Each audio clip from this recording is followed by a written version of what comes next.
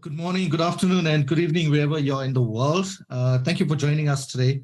It's our first session on GBV, the real human truth. So just to kick off, there's a disclaimer that I'll be pasting in the chat here. We are recording the session, so if you don't want to be recorded or if you don't want your video or your face to be shown, you're welcome to just turn off your camera. But we'd like to make this a very interactive session, and this is where we need your assistance in the comment section. If you can put in any comments that are really pressing, something that you want to discuss. But we'll kick off the topic and we'll talk about a little about gender-based violence and how it's affecting communities throughout the world. It's a real issue, and I can speak for our country, South Africa. We see this happening so often, and it seems like nobody is doing anything about it, or nobody's doing enough about it. And this all starts or boils down to education and helping people understand, or we need to understand their behavior, what allows them to become violent. And this is both with the male and female as well. There must be some trigger. So what we're looking for today is to try and uncover those triggers and really get down to the bottom of it so that we can start having educational sessions and start helping people. So at this point, I'd like to just bring my host, Tavania, on, and just to share a bit more on what she sees as an outcome. Thank you so much, Nolan. Just by way of introduction, I am a rape survivor, intimate partner violence survivor, and survivor of a failed suicide attempt 8 years ago. So the last few years have been spent creating advocacy around GBV and around mental health, and obviously exploring the correlation between the two. Over the years, what I have found in terms of my research, my studying, and even from my own personal experience is that as a society, we are so fixated on the symptoms of GBV, and we focus exclusively on eradicating symptoms or triaging the symptoms, and we don't often look at the cause. And that is the nature of this conversation. Is to examine the causes of GBV, and hopefully through hard truths, we build a bridge where from my own storytelling, we give other people permission to do the same, to just hold up a mirror basically, so that we can start literally working towards real transformation. I'm going to hand over to Maggie just to do a quick intro, and then to the rest of our panel, and we can pick up the conversation from there. Thank you, Tiz. So for me, I'm also a survivor of molestation from the age of 4, and then rape at the age of 15, an abusive relationship after my husband passed away for almost 6-7 years. And yeah, so coming out of that was difficult for me because of society stigma. So that was a big thing for me. And then the whole aspect of don't tell anybody, because the name and shame and the embarrassment, all of that really kept me under a rock for many, many years. And for me, getting this out in the open was a massive change, was a real eye opener, and you know, it was a way clearer, if I could use that as a term. So keeping quiet, being silent is something that needs to change in our society. I've come across a host of women that have been in similar positions as me, but are too afraid to say what really is going on and what's going on in the home right now. And I think it's time that, you know, this conversation is really going to open doors for a lot of people to know that fear is not a fear anymore. Fear is an indication that we need to do something about it. So thanks, Dave. So don't tell anyone. You know, it's so often that I remember hearing that growing up as well. So I guess Jabu, maybe you can just fill in a little on this as well, right? Did you, in the environment that you grew up in, was it something that you heard where people always said, don't tell anyone about this for fear of, well, not fear, they're scared about what's going to happen to the family, how people are going to look at the family, right? A lot of embarrassment, what society or the communities will think of it as well. What's your experience with that?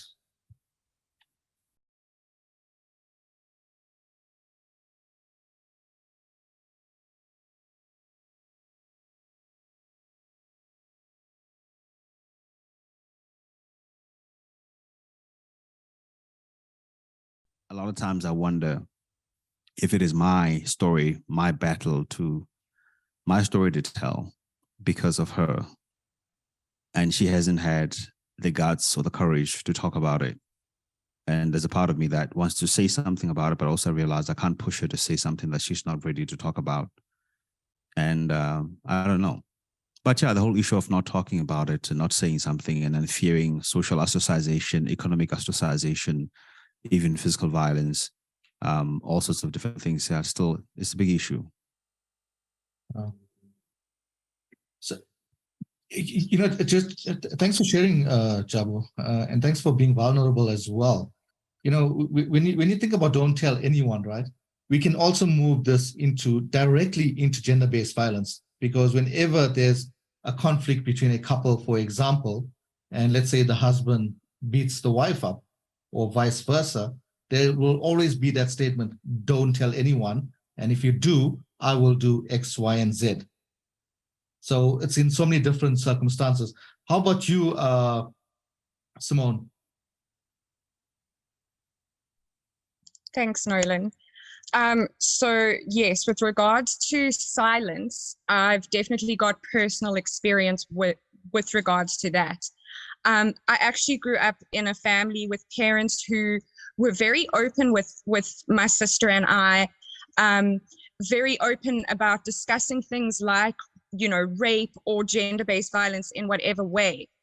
But I was raped at the age of 18, having only ever really kissed a boy before. And I think my understanding of rape at the time was something very aggressive, getting attacked in a dark alley kind of thing. But it was actually a boy that was a family friend that I liked, and his friend and a woman. So it was 2 men and a woman. And it took me up until about 2017 to actually even accept that this had happened to me. Because I think, because I didn't shout no, I didn't fight. I froze and was silenced, in fear and confusion. So I blamed myself for a very, very long time. And it was actually due to the Me Too movement and the information that was out there that I was able to finally accept what had happened to me. Then only around 2020, when I actually had a psychotic breakdown due to PTSD, that I was sent to a psych ward for 2 weeks, was I able to even tell my loved ones what had happened to me. And up until, honestly, a few months ago was the first time that I was really able to release the blame from myself. And I think working with gender-based violence victims probably helped me do that. But even in a situation where I had parents who had told me enough that I knew I would be safe and they would believe me, it was such a it felt like such a gray area, because I didn't shout no. Was I giving consent?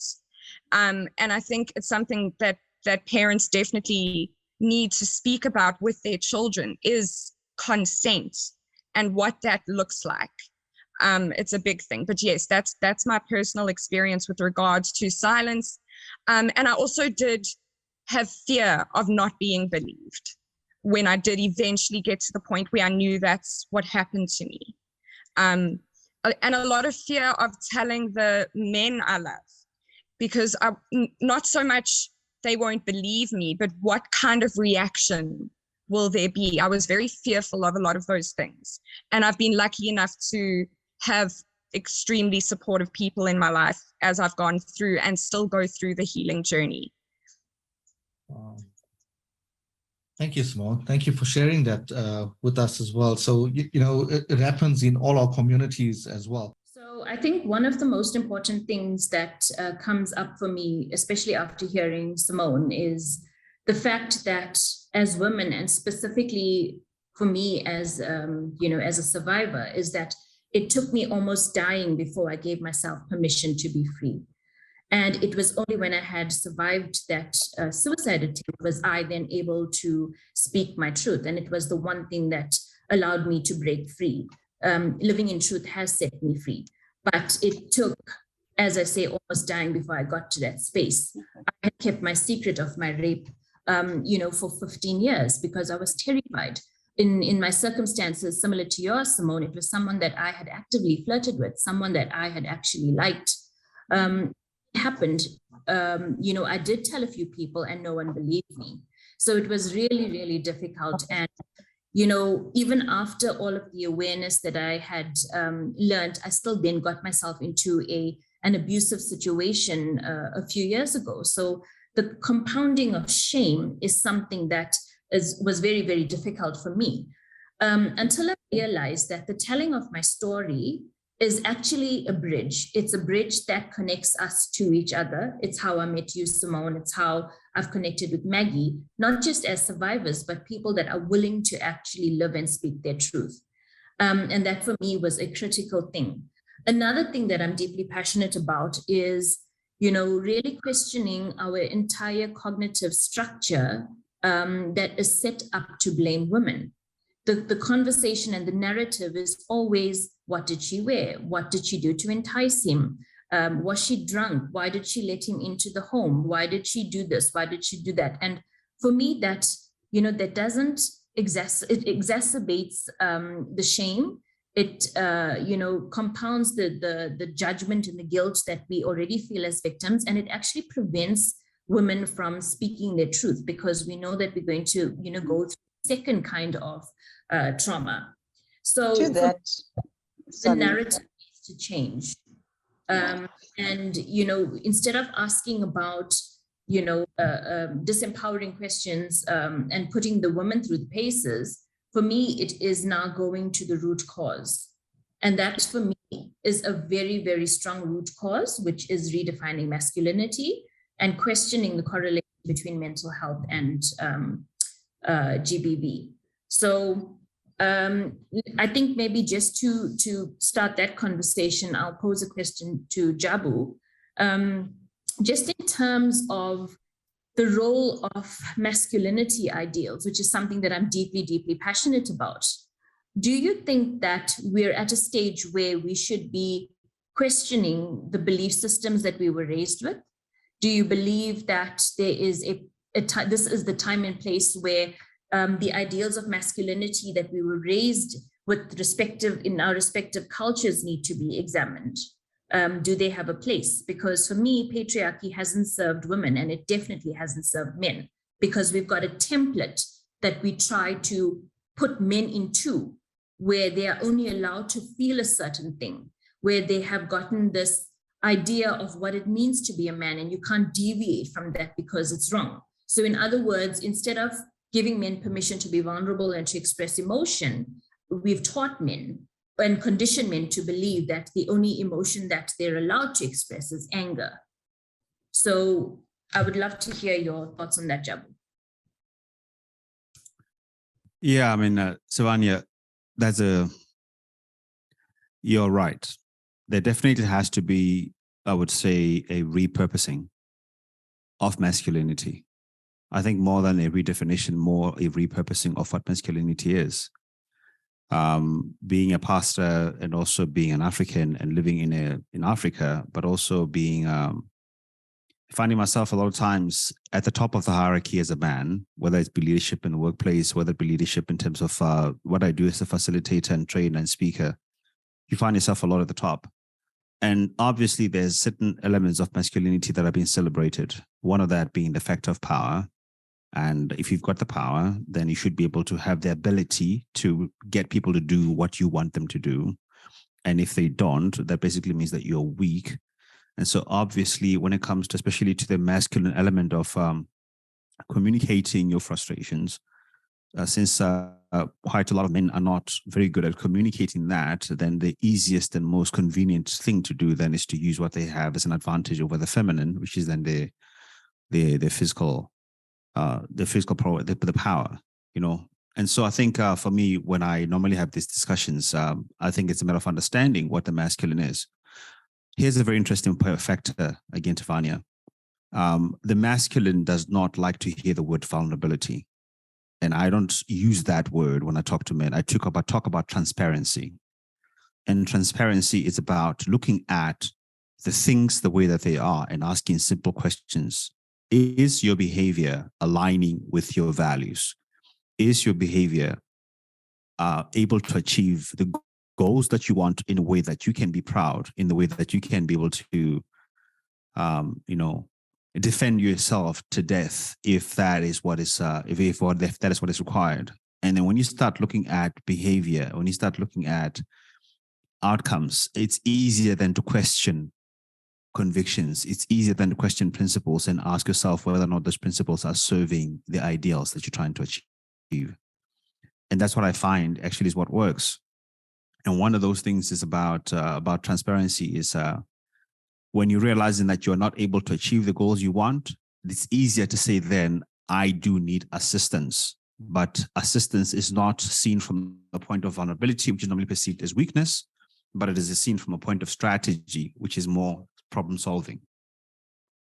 And I find that a lot of times, even with young people, when I start talking like that, then they're able to say, oh yeah, I'm struggling with this. I have a hard time doing that. I have a hard time when girls do this to me, as opposed to, well, talk about, what, your emotions.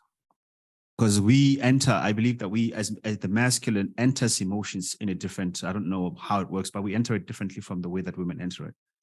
Because to me, it's something that you've been taught and conditioned, right? Absolutely. Absolutely. As babies, if you think about babies, you are inherently and instinctively nurturing and loving and in touch with your emotions. And what do we do as parents? We condition and box our children into these gendered ideals that we have got crafted for them. So in other words, if you have a little boy, you teach him, don't cry, stop crying, don't be a sissy, man up, all of those kinds of terminology. So I actually like the word vulnerability because I believe that we need to get men back to the essence of who they are so that they can, tap into all of those emotions that are inherent and get back to the essence of being able to articulate emotions in a way that is, going to be freeing for them. So even if you have to put it in the structured way that you've just done, it still for me is putting on an armor, and it doesn't get to the real cause of what we need to be addressing. And that is allowing men the opportunity to have the full spectrum of emotions and not gendering it as female, which is immediately seen as wrong. So I'll give you a silly example. If you have a little girl and your little girl comes home and she's had a rotten day at school, and if you're the only person there and if the mom is not around, are you able to freely go and embrace her and hug her and kiss her and tell her and comfort her, say to her, is everything going to be okay? For a lot of men, that is not available to them because it's not what they were taught. The nurturing aspect was exclusively for women, and they were the providers, protectors, and procreators. This for me is the conversation that needs to happen. And this is what needs to be examined, whether that, needs to change, that kind of ideology needs to change. Look, I would say this, I work with a lot of men and I worked with men from fear in South Africa. I've done mediation in the deep African countries and also in the United States of America. I totally agree with the effect of emotions, but I think it's crucial to understand that as much as we are taught and we're raised that way, there still is a structural factor of what the masculine sees as, or how the masculine expresses emotions. And the way that we express emotions, so at least for me, I see myself as a very masculine man, although I have a lot of feminine elements about myself. I don't have a problem crying. I don't have a problem hugging. I don't have any of those issues. The men that I talk to, that I'm accountable to, that I have been working with for the last 20 years. Vulnerability as a word, it has with it, again, the element of weakness. And you need to understand that even though we're having these discussions, by and large, the world still celebrates the masculine for its ability to show power and to conquer. And that's why I'm saying repurposing masculinity and speaking the language that men understand. And it's a factor of transparency is a non-judgmental thing. It says, are you able to love, to show your children love? Do they experience your love? If they're not experiencing your love because you're not hugging, then why are you still holding on to the idea? So when a man understands, it's like, oh, if my daughter needs a hug, then I can give them a hug because I love them. And that's how they receive love. I had to do that with my first wife. I had to relearn these things when my first wife passed away, and I had to now be both the mother and the father. And I realized, oh my goodness, I need to relearn how to love my kids in the way that they need love. And I needed to understand that I am not doing that. In so doing, I'm not becoming a woman, but in so doing, I am giving them that nurturing that they do need. And I really, for me, honestly, in terms of the work that I've been doing, the success that I believe that the work and that myself and the group of men that we're doing is the language of transparency more than the language of vulnerability. Okay, that's a fair point. Just in terms of the correlation between, emotions, mental health and GBV statistics, the rates, especially in the last 2 years of COVID, we've seen the rates of GBV obviously escalating, but more than that is the rates of suicide in men, which has been exponential. They obviously now, when you talk about, transparency versus vulnerability, there's still obviously a gap between the majority of men. And we're talking exclusively now about South African men because those statistics are like 1 in 4. And the rates of suicide in men are 4 times higher than that in women, notwithstanding the fact that our rates of GBV are one of the highest in the world. Simone, just in terms of the work that you do currently, because you are, with victims, on a day-to-day and try to get them help on the ground.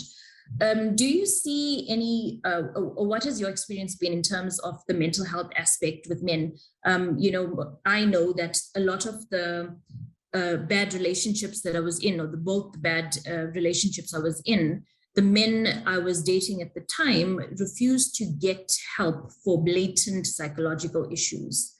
The person that raped me had come from a history of very, very bad mental health issues in terms of the family structure. Do you see that correlation with the victims now, or with the people that you deal with? Oh, yes, definitely. I think something to acknowledge with men and the way we bring men up. I also have a foundation phase teaching degree and have over a decade of experience working with children from grade 1 and upwards. Little boys show their emotion. They really are, every type of little boy that I've ever come to know is in touch with their emotions. And at some points, it seems a wall is built. And when so many emotions, negative emotions like sadness or shame or guilt are suppressed and not spoken about, or processed, that leads to anger and rage. And with the women that I work with that are gender-based violence victims, majority of them are leaving marriages or have left a marriage and maybe share a child with their abuser.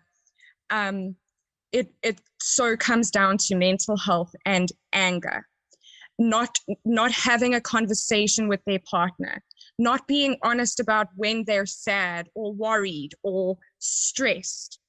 And instead of communicating that, aggression and rage comes out. And I think that also has a lot to do with the suicide rates we see. being able to be in touch with your own emotions and process those emotions, and also speak about them and have a support network of people to lean on. I think that that's huge, that I see in pretty much every case that I work with so far. Anger, aggression, rage, to the point of either almost killing or, becoming physical, or simply manipulation, emotional and verbal abuse, all the range of abuse that comes about. And I think that is a huge cause. So just in terms of the triggers or the correlation between mental health and GBV, in your experience, Maggie, what have you found for them to be? Is there any connection? When it comes to anger, we were speaking about anger. So Jabba said that men tend to show masculinity or want to show masculinity, and this whole thing about being vulnerable and transparency, there's like a bit of a difference in definition there.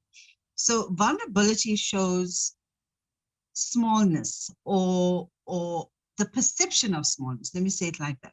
It shows perception of smallness to men, because if I'm vulnerable, that means I'm showing you a side that's not strong. It's not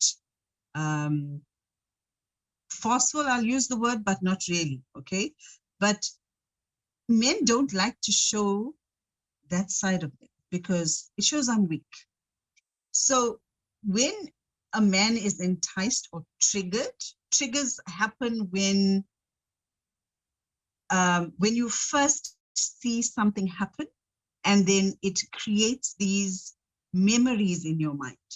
When it creates memories in your mind, it means that the next time something happens, like the first time you touched a hot stove, you knew, I got burnt. The next time you want to touch a hot stove, you realize, I can't touch that because it's hot and I'm going to get burnt. So the first time we see somebody fight, somebody argue, it automatically triggers or sets a trigger within you of fear. I shouldn't do this. But then if you can't contain yourself, what happens is you show rage because I am not in control anymore. So those triggers offset the negative emotions that you spoke about, Simone, earlier. Negative emotions of anger, fear, sadness, conflict, shame, guilt, all those things happen because if I show vulnerability, if I show weakness, then those things just automatically start to trigger someone to act the way they do. And anger is the most easiest form to show power for a lot of people. And it's misdirected. So resetting triggers is something that really needs to be done. It's difficult to just say you need to change your ways or do things differently, but the actual trigger needs to change. And that's where the root cause comes for a lot of people. 100%. So, watching what happens to somebody, and I'll give you a case that I've dealt with. This person shows a lot of anger and aggression. Why? He watched his mom get beaten by his dad on a regular basis. As a kid, he had to hide under the bed with his siblings and watch his mom get beaten. He tries to help his mother, but in the end, he gets shoved and he gets pushed and he gets hurt. So what happens with him? I'm trying to help because of fear of injuring my mom or my mom getting injured. But then I'm flung against the wall. What drives him? Anger, frustration. And what happens to him? The next time he's faced with fear, his automatic response with fear would be triggered with anger. All right, So, please, so continue then, Maggie. I actually lost my train of thought there, so we have to cut that out. You were talking about the trigger, how important the victim yes. being more on the fear side, and then the perpetrator So being more on the anger side. Yeah, people don't understand, or society will not understand why somebody behaves the way they do. And I understand fully, and I'm not taking the side of a perpetrator, nor am I taking the side of a victim. I was a victim. I'm no longer a victim, because I had to deal with specifics of understanding that as much as I was in that position, that person behaved the way they did because they were victims themselves. And they don't know how to handle it. They don't know how do I get myself out of it. But that also comes with a choice. Do you want to change, or do you want to stay that way? And that's where a lot of our conflict comes from, is whether that person wants to change or not. I So they think, got to allow themselves. sorry, Maggie. No, it's fine. I said they need to allow themselves to want to change themselves. And that's where it comes from, is them identifying that, yes, I have a problem because of my past. Jabu, to what you described earlier as well. It burns within me because I'm there, I can't do much about it. I can't say anything because, but then you have a choice. You either want to leave it alone and see where that came from and how that panned out, or just leave it alone. So I think what's an important distinction, and which is something that I had learned over the years, is that you can't face or heal or address something that you don't acknowledge or even see.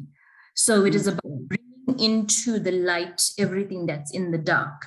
And, that is deep-rooted pathology, because obviously children learn what they live, right? We are all products of the way that we were raised. Some of us have undone a lot of the damage that we were raised with. We unconsciously create the same kind of behaviors in our children, those of us that are parents. So what in my personal experience was a game changer for me is that I was the one that had to break cycles of dysfunction. I then changed the way that I parented, and I was able to unlock different opportunities for my children and different ways of them to experience and show up in the world, teach my son what it means to be a boy, teach my daughter what it means to be a girl in a new kind of narrative. But what had to come before that is the internal work, and this is where the gap is the fact that you cannot expect the kids or even the teenagers or young adults to actually acknowledge something that they don't know is wrong. Because if you're seeing your parent emulate, if you're seeing your parent, behave in a certain way, that's all you've ever known. So it is about planting the seed. And it is our duty as parents to be able to do the work to heal our own pathology. And this is a distinctive thing. It is dealing with that pathology, the deep-rooted pathology, because that is where all of the triggers come from. And when that part gets healed, you will find that it has a ripple effect on everything else. Has that changed the way, has your awareness changed the way that you parent, Nolan? So I think I just want to touch back on what Maggie was saying, right? And what Jabu mentioned about being vulnerable as well. So as a man, I hear this quite often from the men's groups that I'm involved in as well. So yes, men feel, and I don't want to just say specifically men, when we start showing emotions and start showing our real feelings, we come across as weak. But who are we coming across as weak to? One, we're coming across as weak to other men. So like the bro code kind of thing. And secondly, we're coming across as weak to women. And it could be our own partners as well. And when we see this now as a man, you say, but oh, wow, now your partner is telling you that you're a weakling and you're not good enough, etc. What does this do to you mentally? It's obviously going to put a spin on you, and you start behaving in a different way now because you think now that you're useless. So even as you grow older, the conditioning can still come back when another person, especially a female, will come to you and say, no, but you're weak, you're not good enough, etc. So that affects the man as well. So although it does affect the man needs to therefore go back and find out what triggers him to start believing that he is weak, believing what this person has said. So from that point of view, that's what we need to deal with. And going back to you, Tavania, is that's how it affects the children, because we still want to show our strength as a man that, okay, you know what? This is how a man should be. He should be in control of a situation in the sense that looking after his family, not in a bad way, right? In a good way. But what I tend to teach my children is that no matter whether you're a man or a woman, when you're in a relationship, it's all about this oneness. There's no such thing that you can do things alone, because we cannot do that in this day and age, of course. Mm. Can I just say something? Yeah.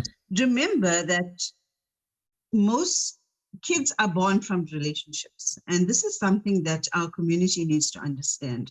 When we give birth to this child, between the first 7 years of the child's life, the child is like a sponge. That child is going to soak up everything that you say and you do, everything that they see and they hear. So you think it's just a baby lying there in the cot, but then you're yelling, you're screaming at each other at the top of your voice. Those sounds resonate in the child. That is the first triggers that are set for this child for the first 7 years of their lives. You don't realize it, but that is the first damaging triggers that you're setting for your child. Then your child's going to go to the age between 8 and 15. Whatever they see is whatever they're going to do. So what you see, what they see you do, they will do. They will enact what you're doing. Then you'll think, but why is my child doing that? I'm telling you not to do it, but you're still doing it. Why? Because that is what they will do. They've already soaked up everything that you said, and they've heard, and they've seen, and now they're going to replay it to you. When your child becomes a teenager and starts going to 17 up to 24 years old, they become very impressionable. There you get the girls want to all doll up and do their thing, attract the guys, dress up, do whatever. And then there's these guys want to be macho guys. They want to smoke and drink and drug and, do all their funny things. But they also want to show power. Why? Because they've already seen, they've already heard what we as parents do in our home. That we think our children cannot hear, but guaranteed your child will be in the bathroom and you'll be down there, down somewhere, but they can hear what mom and dad are saying. Yeah. And I'm sure, Nolan, you've experienced that with elephant ears and you tips as well. They can hear. You think they can't, but they will. So be careful what you say. Be careful what you do in front of your child. Because they pick it up just like that. And they'll give it right back at you. And you think, oh, where did this come from? But you don't realize it's you. So that's where a lot of the work to be done. Sorry, Jabu. That's okay. Just quickly. So that's where a lot of work needs to be done, especially with the youth of today as well, because not only in violence, but they're mimicking a lot of what their parents even tell them to do now as well. So one of the experiences I had with just speaking to a youth in a school, this kid told me basically that his parents told him that he should dislike that white boy. And I threw it back to him and I said, but what do you think? And he says, no, why should I dislike that white boy for something that happened a long time ago? And I said, that's the right thing. You must learn to see a human, because he is a human, irrespective of his color or his race, religion, whatever it is. So for me, the youth of today, if you look at the violence that's happening, a lot of it is coming from the youth, unlike back in the day when we were growing up. It was very unheard of, right? Maybe it was happening behind the scenes and we didn't know about it. But now a lot of the youth have turned to violence. And lo and behold, parents are responsible as well, right? And parents don't want to take responsibility for that. Sorry, Jabu, over to you. Yeah, I think for me, I look at it from two ways. And I think a lot of it has to do with my own personal experience, having grown up without both my mother and father, even though they were both alive, and growing up with this grandfather of mine, but also experiencing a heck of a lot of discrimination from the women in my family because of my own tribal, origin. So by and large, experience a lot of marginalization from perspectives. The one thing that I can say is that what helped me when I became a bit older, number one, was being with other men who would hold me accountable to some of the ideas that I held and challenge me in the way that you do, which is what I do with my 4 boys now in a mixed marriage. Whenever I sit down, I talk with these young men. That's what I do. I do a lot of questions. I do a lot of questioning in terms of what do they think things mean. For example, one of the things that I always ask my kids is that how do you feel when you need help? Why are you afraid of asking for help? And the funny thing is that I ask that to a lot of older people. I'll ask them, what does needing help mean to you as a person? And then you start hearing, why do people fear asking for help? What do they perceive about people when they're in need? Which also tells you then what happens when somebody is in a vulnerable state. And why is it that it becomes so hard then for them to raise their voice? Because those meanings are crucial. And so I think from the parental point of view, it's very obvious that we've got to start over there. And I'm sure you've got a lot to say about that, Simone. But when it comes to the adults, I realize also it's almost like you literally have to take them back to being children and say to them, okay, fine.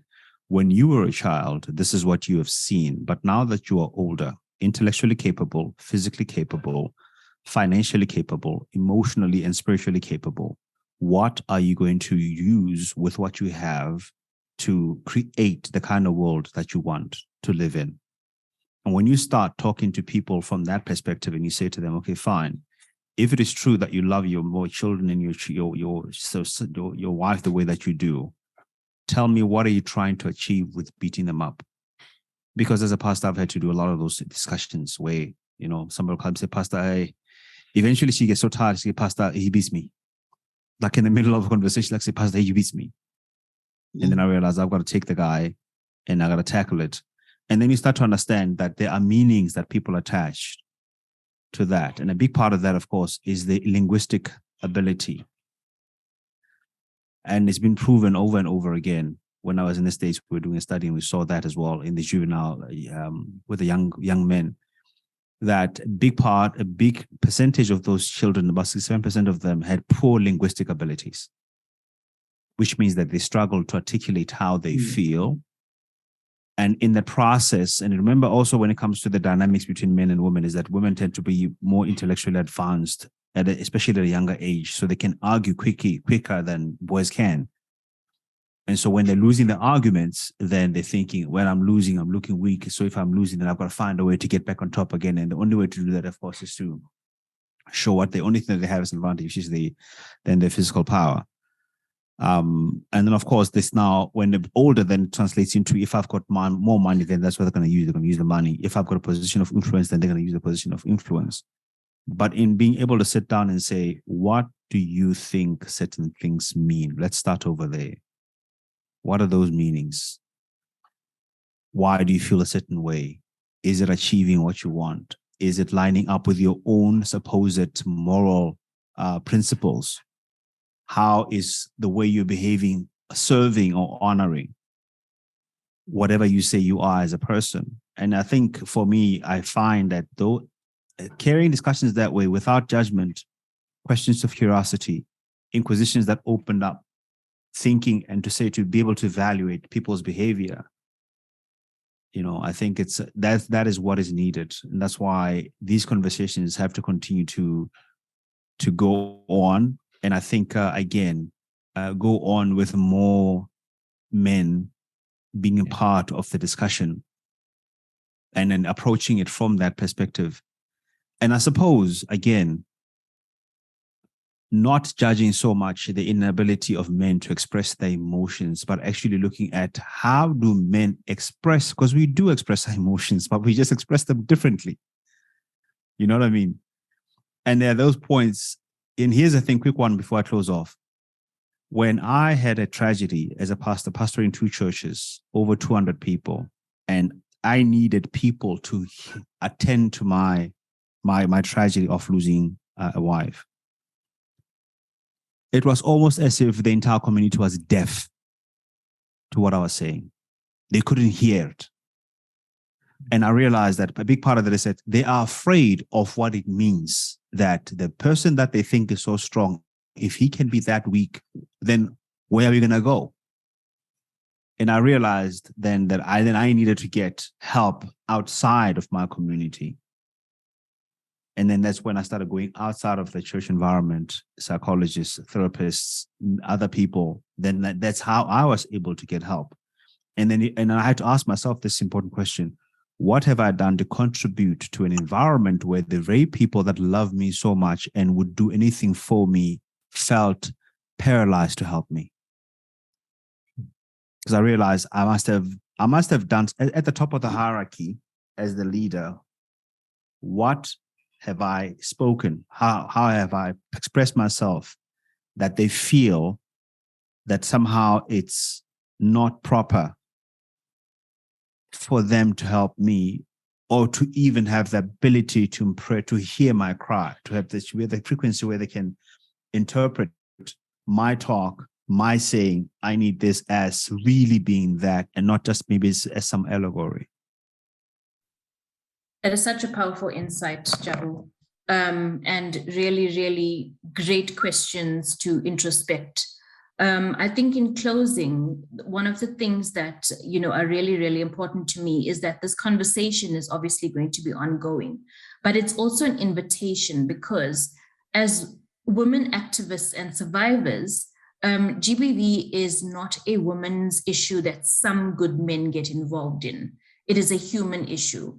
And when we start breaking down the constructs of our beliefs and the indoctrination that we've received growing up, when we examine who we are, when we examine our mental health, our pathology, all of the causes that, address GBV and how it contributes to, rage being the only acceptable emotion, we can really start making strides in a way that is meaningful and really, really transformative, as opposed to just triaging the symptoms.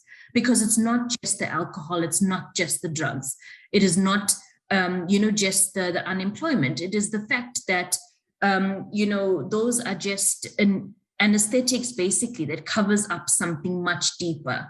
And the deeper thing is everything that we've spoken about in terms of, men not being able to express the truth of how they feel, being given a narrative of what it means, having, not having the right kind of mentors or leaders. It's such a multifaceted conversation. And another thing that's really important to me is, as men, we've got to break complicit silence. If you have to see one of your guy friends engaging in, something that inherently is wrong, whether it's sharing a photo of a naked woman, whether it is making a comment, that is wrong, breaking that bro code and challenging each other, even if it makes you be the unpopular one. But these are the kinds of things that, will allow us to transform. So this conversation is definitely going to be ongoing and is an invitation, and that invitation is extended out. And I hope that we get to engage more meaningfully going forward. Simone, last words.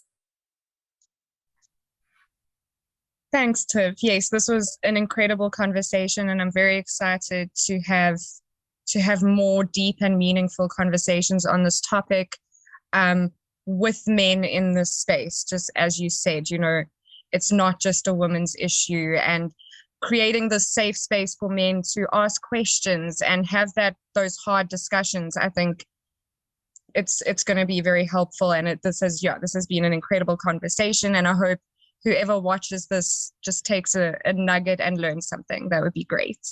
Thank you so much for having me. Cool. Thank you, Simone. I think over to you, Maggie, on last words, and then we can end for the evening.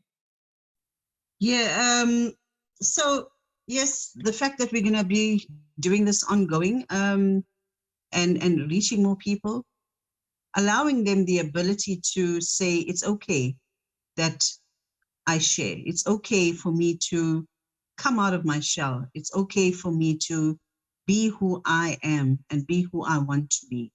And it's really important that we introspect and say, why am I doing this? Can I share?